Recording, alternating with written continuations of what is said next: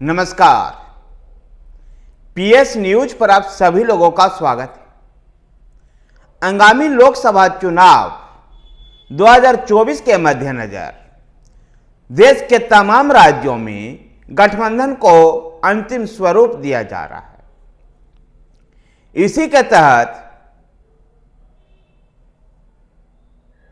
तमिलनाडु में भी गठबंधन को अंतिम स्वरूप दिया गया।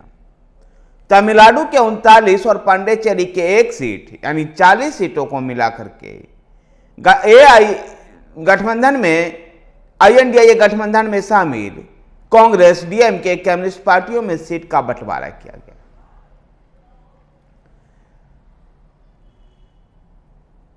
तमिलनाडु में DMK ने कांग्रेस को 9 सीट तमिलनाडु की और 1 सीट पांडिचेरी के लिए दिया है। अर्थात जिस फार्मूले पर 2019 में DMK और कांग्रेस गठबंधन सहमत थी, उसी फार्मूले को 2024 में भी अपनाया गया है। तमिलनाडु के 39 में से 9 सीटों पर कांग्रेस पार्टी चुनाव लड़ेगी और 1 सीट पांडिचेरी भी कांग्रेस के पास गया है। गौरतलब है कि पिछले चुनाव में यह गठबंधन 39 में से 38 सीट जीतने में सफल हुई थी। फिर ऐसे उम्मीद की जा रही है कि तमिलनाडु और पांडिचेरी के 40 के 40 लोकसभा सीट यह गठबंधन जीतने में सफल होगा।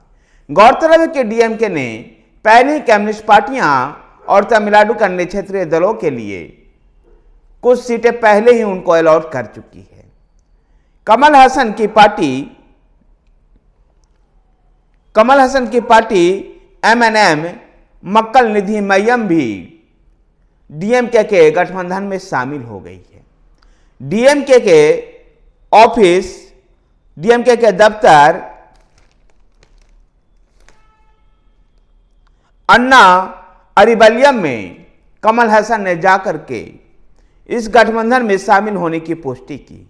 इस समझौते को अंतिम स्वरूप दिया है। कमल हसन और DMK के साथ समझौते के तहत कमल हसन की पार्टी को अभी तक तो कोई सीट नहीं दिया गया है, लेकिन कमल हसन ने इतना कहा कि समझौते के तहत वो राज्य के 39 और 1 पांडिचेरी की सीट पर वो चुनाव प्रचार करेंगे।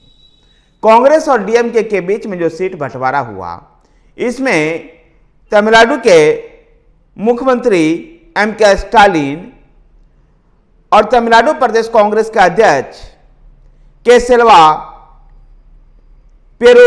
पेरुथगाई के साथ ही कांग्रेस महासचिव KC वेणुगोपाल की भी उपस्थित थे और उन सब की उपस्थिति में ये सीट समझौते को अंतिम स्वरूप दिया गया और जिसका ऐलान किया गया। DMK के दरमुख के समर्थन वाले दरमुख के साथ ये गठबंधन वाला ये दल है जो दोनों ही INDIA गठबंधन में शामिल है। गौरतलब है कि राज्य में भारतीय जनता पार्टी भी अपनी राजनीतिक जमीन को तलाश रही है और खूब यानी चोटी का मेहनत कर रही है। विशेषकर तमिलनाडु में भारतीय जनता पार्टी के अध्यक्ष अन्नामलई भी।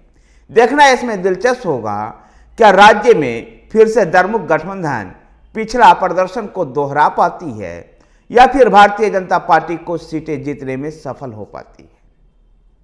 धन्यवाद साथियों, वीडियो को लाइक कीजिए, शेयर कीजिए। हमारे साथ बने रहने के लिए हमारे चैनल PS न्यूज को सब्सक्राइब कीजिए। धन्यवाद।